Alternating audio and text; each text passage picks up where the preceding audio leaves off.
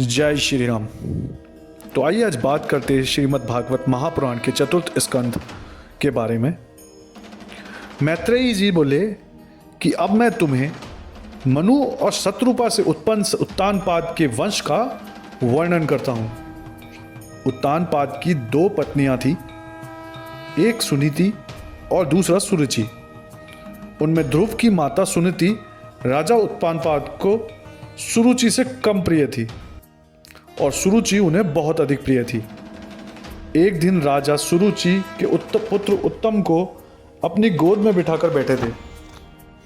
तभी उसी वक्त ध्रुव उनके पास आया और उसने अपने पिता की गोदनी में बैठने के लिए कहा, लेकिन पिता ने उसका स्वागत ही नहीं किया। सुरुचि भी वहीं थी। उसने घमंड से भरकर ध्रुव से कहा, अरे कि तुम राजपुत्र हो, किंतु मेरे गर्भ से पैदा न होने के कारण राजा के प्रेम के पात्र नहीं हो। अगर यदि तुम्हें राज सिंहासन की इच्छा है ना, तो ईश्वर की आराधना करके मेरे गर्भ से उत्पन्न होने का वर प्राप्त करो।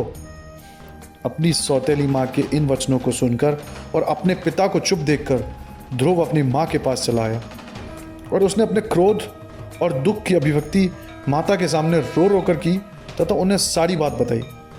सुनीति ने भी अपने पुत्र को भगवान की आराधना करने का परामर्श दिया और ध्रुव के पिता की गद्दी पाने के लिए यही उपाय बताया।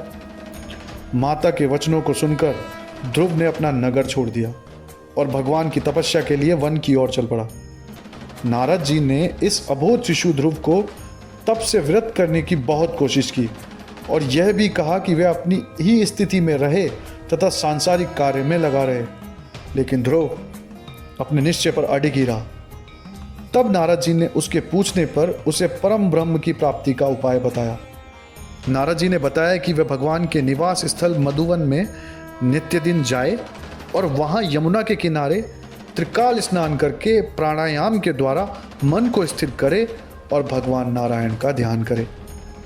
नारद जी ने ध्रुव के सामने भगवान विष्णु के दिव्य स्वरूप का भी वर्णन किया और उनकी प्राप्ति में निश्चित रूप से सहायक परम मंत्र ओम नमो भगवते वासुदेवाय नमः का उनकी महिमा सहित प्रकाशन किया और उत्तानपाद के महल की ओर आए। इधर ध्रुव ने मधुवन की ओर प्रस्थान किया।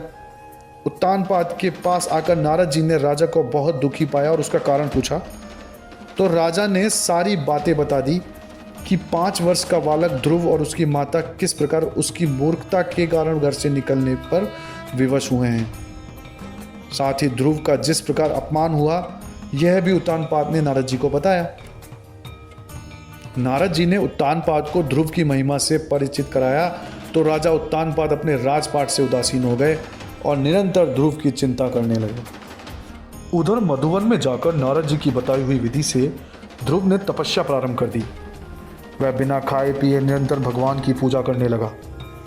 धीरे धीरे उसका मन इंद्रियजन्य विषयों से अलग होकर भगवान के स्वरूप चिंतन में स्थिर होने लगा। अपने भक्त की घोर तपस्या और कष्टपूर्वक साधना से पिघलकर और प्रसन्न होकर भगवान विष्णु अपने आप मधुवन में आए। उस समय ध्रुव भगवान के जिस रूप को अपने एकाग्र मन में ध्यान लिए हुए था वह एकदम लुप्त हो गया। इसलिए उसने दुखी होकर अपने नेत्र खोले तो भगवान ने उसी दिव्य रूप में उसके सामने आ गए। ध्रुव के हर्ष का पारावार न रहा। उसने भगवान के चरणों को बार बार चूमा, हृदय तथा नेत्रों से लगाया। अबोध शिशु होने के कारण ध्रुव भगवान की स्तुति नहीं कर पाए। फलस्वरूप भक्त वत्सल भगवान ने भक्त की इच्छा के कारण जैसे ही अपने शंख का स्पर्श उसके गालों से किया वैसे ही ध्रुव के कंठ से वेदवाणी निकलने लगी और वे विष्णु की स्तुति करने लगे। हे प्रभु, मेरा आपसे निवेदन है कि मुझ पर कृपा करते हुए आप मुझे ऐसी बुद्धि दें कि मैं विषय वासनाओं से विरत होकर निरंतर आपके ही भजन पूजन में तन्मय रहूं। भगवान विष्णु ध्रुव की इस स्तुति से बहुत प्रसन्न हुए और उन्होंने कहा, हे भद्र, मैं तुम्हारे हृदय के उस पवित्र संकल्प से प्रसन्न हूं, इसलिए मैं तुम्हें तेज से भरा हुआ अविनाशी लोक प्रदान करता हूं जिसका कल्प के अंत में भी विनाश नहीं होता है। यह लोक ऐसा है कि इसके चारों तरफ ज्योति चक्र, तारागण और सप्तऋषि प्रदक्षिणा किया हुआ करते हैं। तुम अपने पिता के द्वारा प्राप्त राज्य को 36 वर्ष तक जितेंद्रिय होकर धर्मपूर्वक भोगोगे और तुम्हारा भाई उत्तम मारा जाएगा। उसकी माता सुरुचि पुत्र के वियोग में अपने आप को जला लेगी। इस प्रकार तुम बिना किसी व्यवधान के अपना राज्य भोगोगे। फिर अनेक यज्ञों द्वारा मेरा पूजन करते हुए अंत में तुम सप्त ऋषियों के मंडल से भी ऊपर प्रतिष्ठित हो जाओगे, जहां से जीव पुनः पृथ्वी पर नहीं आता। ध्रुव को इस प्रकार आशीर्वाद देकर भगवान अपने धाम को आ गए। उत्तानपाद को ध्रुव के वापस लौटने की सूचना मिली तो उन्होंने इस पर ऐसे विश्वास ही नहीं किया जैसे कोई व्यक्ति मरे हुए के पुनः लौट आने पर करता है। लेकिन उन्हें अकस्मात नारद जी का कथन याद हो आया और उन्होंने अमात्यों, ब्राह्मणों, परिजनों तथा दोनों रानियों को लेकर नगर के बाहर दरवाजों पर ही ध्रुव का स्वागत किया। प्रेम के वशीभूत होकर उत्तानपाद ने ध्रुव को अपनी भुजाओं और गोद में भर लिया। उनके प्रेमाश्रु बहने लगे। ध्रुव ने भी अपने दोनों माताओं को प्रणाम किया और गले लगाया। उन्होंने उत्तम को भी अपने गले लगाया।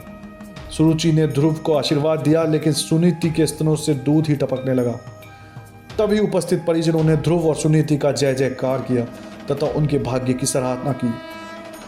सारी प्रजा जैसे ध्रुव को सम्मोहन में लीन होकर आनंदित हो उठी।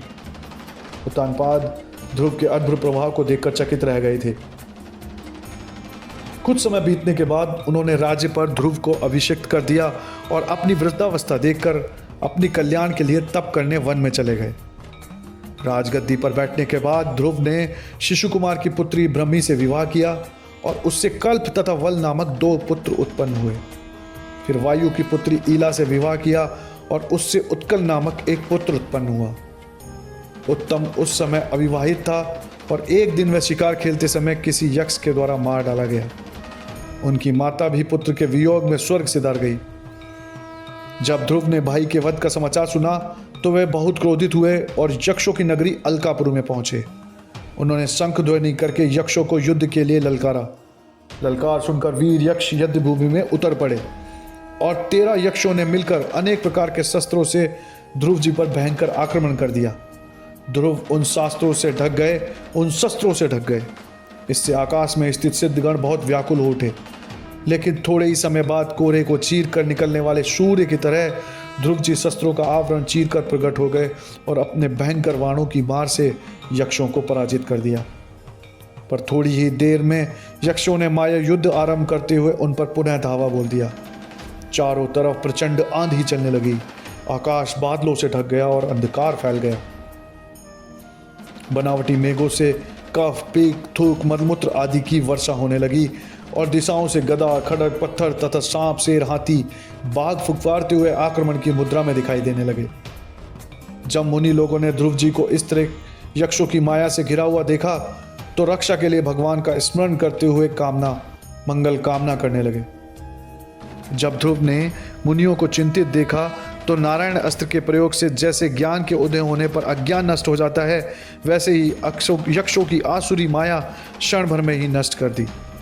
ध्रुव जी ने आक्रमणकारी यक्षों की आसुरी मारकर उन्हें सत्यलोक में भेजना आरंभ कर दिया।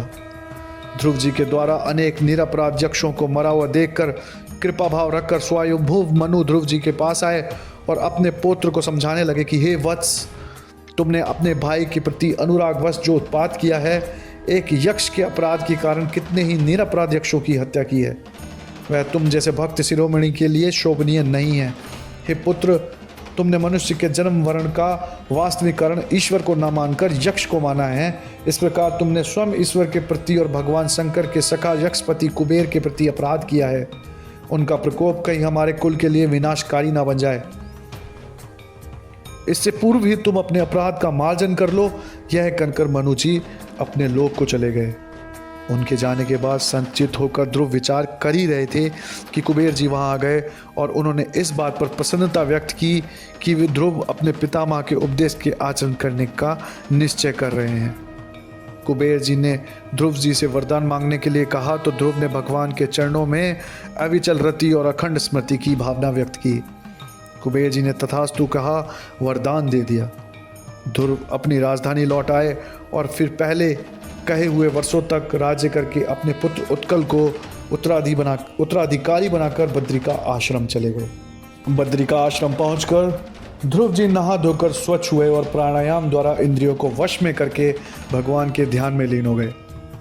कुछ समय बाद भगवान विष्णु के समान सुंदर और तेजस्वी नंद और सुनंद नामक के दो सेवकों ने एक सुंदर विमान को ध्रुव जी के सामने उतारा और उनकी स्तुति करके विमान में बैठने का अनुरोध किया। विमान में बैठते ही चारों तरफ आनंद का वातावरण फैल गया और नारद जी ऐसे सब देखकर बहुत प्रसन्न हुए।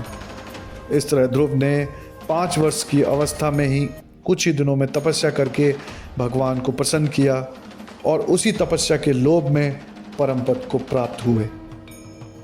जय श्री राम। आज के इस एपिसोड में हमने बात की श्रीमद् भागवत महापुराण के चतुर्थ स्कंद के प्रथम भाग के बारे में। आगे वाले एपिसोड में हम बात करेंगे चतुर्थ स्कंद के द्वितीय भाग के बारे में। जय श्री राम।